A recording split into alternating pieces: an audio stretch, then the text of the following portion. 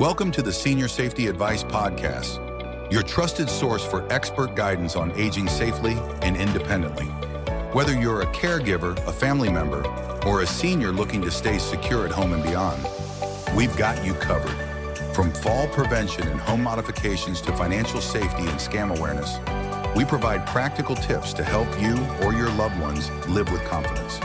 Tune in and empower yourself with the knowledge you need to navigate the challenges of aging. Let's make safety simple.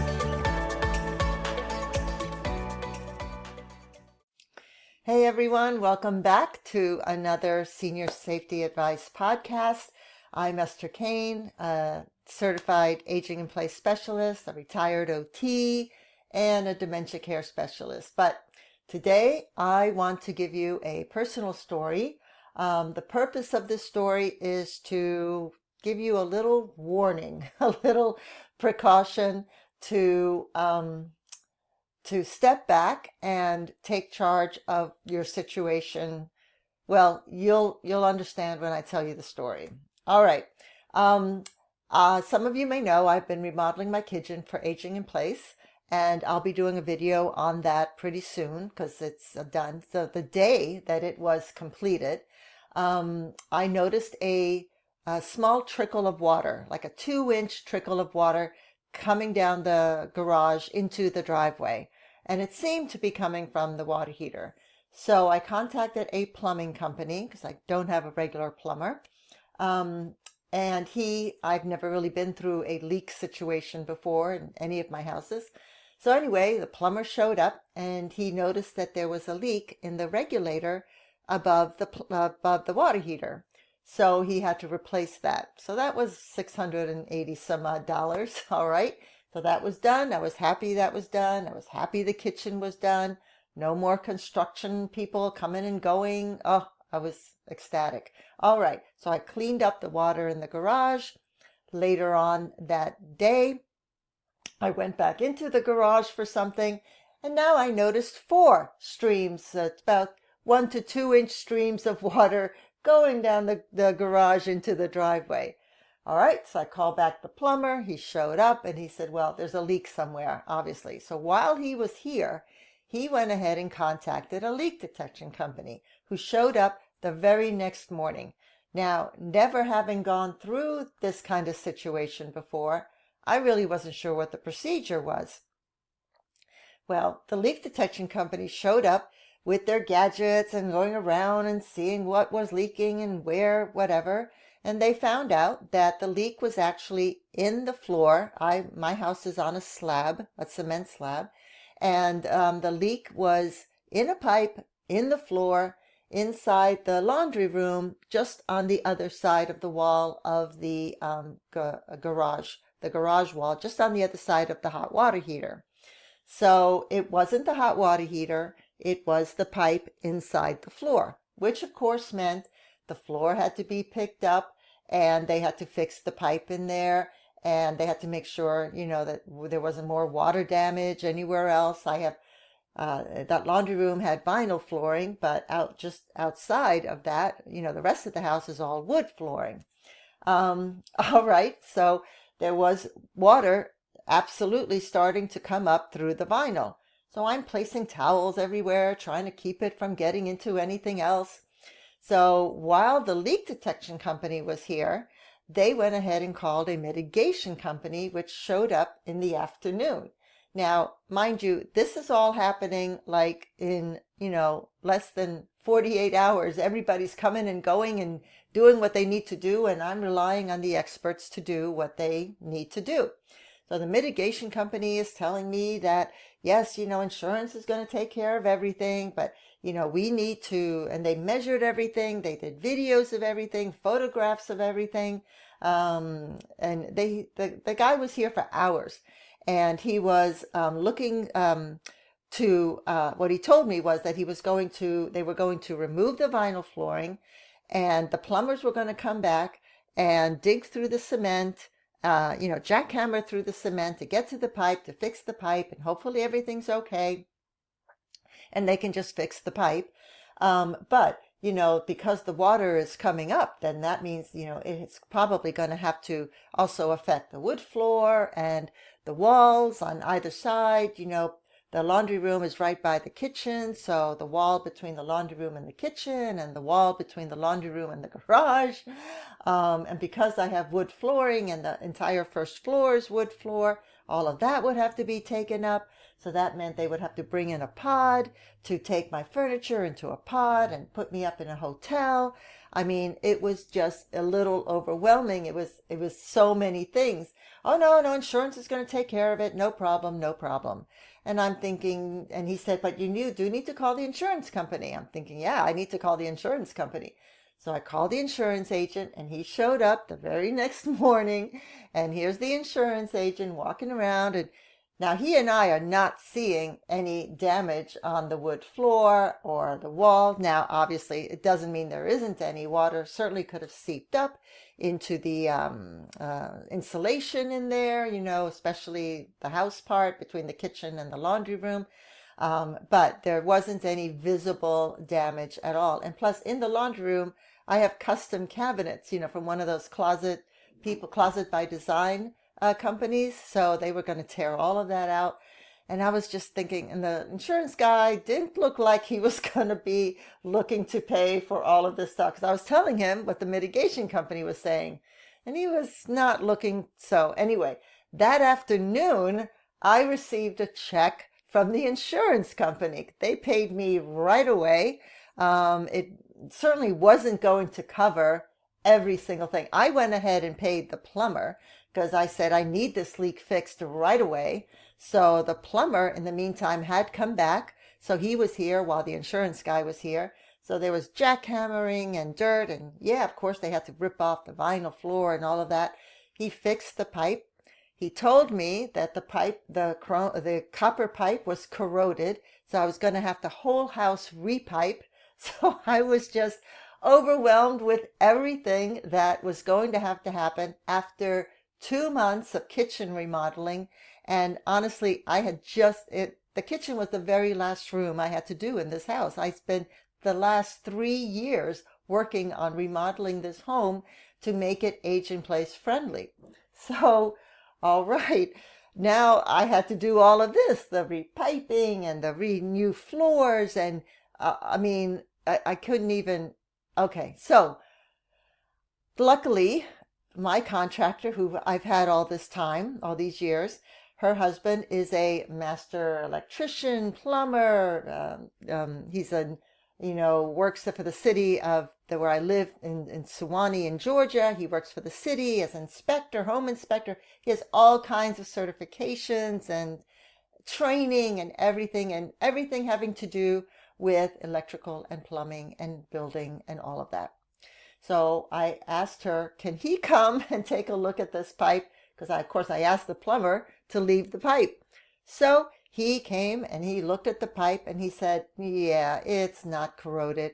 He said, the way you can tell a copper pipe is corroded is by looking at the inside of the pipe.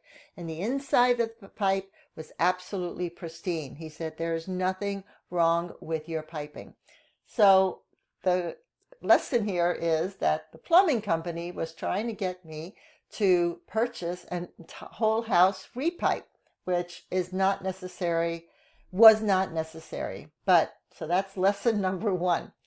The mitigation company was doing all they could to get me to do as much as possible to the house so that they could bill the insurance company. All right. So the day that my contractor's husband showed up and told me about the pipe, actually the minute he left, the mitigation company showed up. Now, in the meantime, because the floors were wet, because the vinyl floors were wet and everything, they had placed fans and humidifiers and all over the house and the garage. I think I had a dozen fans and humidifiers just everywhere, blowing and humming for 3 days. Going and going. So when the mitigation company showed up, I thought they were here to pick up the fans. So the guy comes in and I said, oh, are you here to pick up the fans? And he said, well, no, I'm here for demolition. Demolition? What do you mean you're here for demolition? I thought you said, or I thought the mitigation company, the guy who came, said that we were going to wait to see what the insurance company had said, that you were going to talk with them first, to see what they would pay. And he said, no, no, no. I'm here to knock down the wall and to, tear up part of the wall into the garage and to tear out your custom cabinets and the wood flooring. And, partially of the wood flooring, because obviously they hadn't brought the pod over yet to empty out the house. And I just looked at him and I said, oh, no, no, no, no, no, no, no, absolutely not. No, because I had already gotten the check from the insurance company. I didn't tell them that, but I said, no, absolutely not. So I called the insurance agent and I said, what is going on here? And he said, well, the mitigation company is doing all they can to get as much out of the insurance company as possible. And now I know, of course, the insurance company is doing all they can to pay as least as possible. Now, what they paid was a very fair amount. I didn't think that I was gypped at all. So I thought that was great, no problem at all. But you can only imagine what the repiping of the house alone was supposed to be somewhere between 20 and 30,000. And I can't even imagine what the cost was going to be from the mitigation company. So he said, oftentimes the mitigation company will come in, will do everything, and then they'll bill the insurance company, but the insurance company doesn't always, maybe oftentimes, I don't know, doesn't always pay the entire amount. So then the homeowner is stuck paying the remaining bill. Of course, I didn't know that because I'd never been through this. So that's why I am telling you this. So I told the mitigation guy, no, no, no, get away. Nope, you're not knocking anything down. You're not taking anything down. No. And so he said, well, I have to go talk to, he looked at me like, what do you mean? He said, I have to go talk to my manager. I said, fine, go talk to your manager. So he went outside, and while he was outside, the manager called me on my phone. Look, we're only looking for your best interest. We need to get the house cleaned and cleared and, ready for you to live in it safely. And I'm like, no, I appreciate that. Thank you very much. I was lucky enough that I just finished remodeling the home. So I said, look, I've had a contractor here for years. I am going to use her to make the repairs. Thank you very much. I appreciate it. Of course, in the meantime, I had already been talking with my contractor. She knew the whole story of what was going on because, like I said, I'd never been through anything like this before. So I could see how easy it is for someone to just get swept up and let professionals take care and do whatever it is that they needed to do. That's very easy to do, easy to get scammed. In a way, it's a bit of a scam. So, anyway, so finally the guy left. He did take the fans, thank goodness, a little bit of quiet in the house. So he took the fans and everything was clear and done.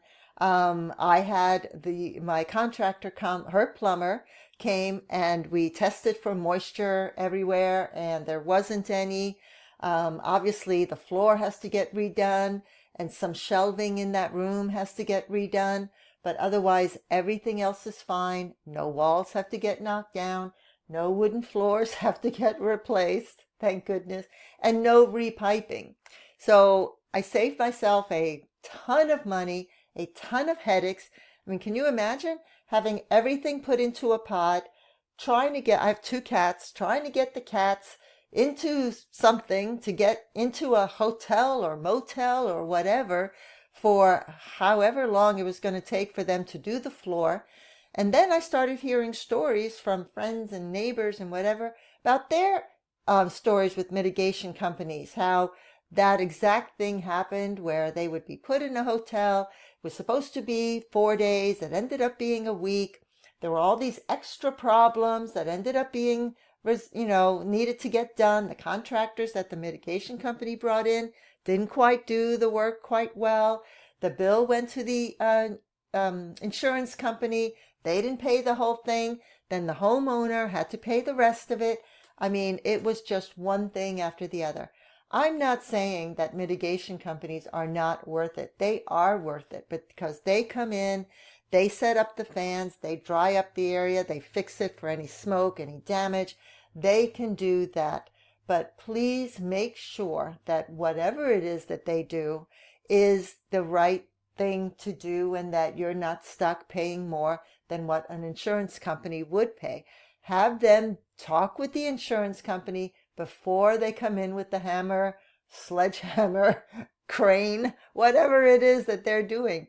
I couldn't believe that guy just showed up and he was going to start demolishing my home. Without even any, hey, we're coming in today and we're clean, I thought that was really crazy. So anyway, that's my story. It's a cautionary tale of be careful, take charge, don't be afraid to say no. One thing that a friend of mine said that I thought was so worthwhile said, Esther, you are the boss. You make the decision. Don't let them railroad you into whatever it is that you're doing. Because obviously I was talking to, my contractor a lot saying, well, what do I do? How do I go about this? Oh my God, they're doing this, they're doing that. And it didn't really hit me because it went so fast, like in the morning, and then the plumber immediately called the leak detection people, and then they showed up, and then they called the mitigation people, and they showed up.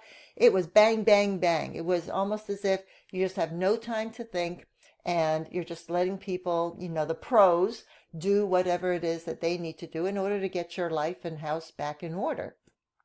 But that wasn't the case. If I had let that happen, I would be doing this podcast from I don't know where.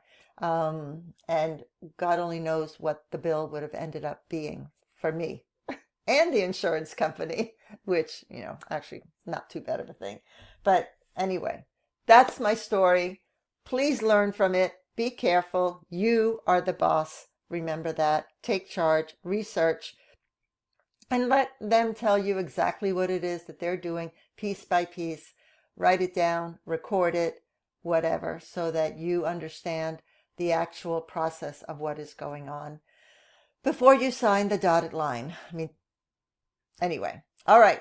Have a great day, and thank you so much for listening to my cautionary tale, and I will see you next time. Take care.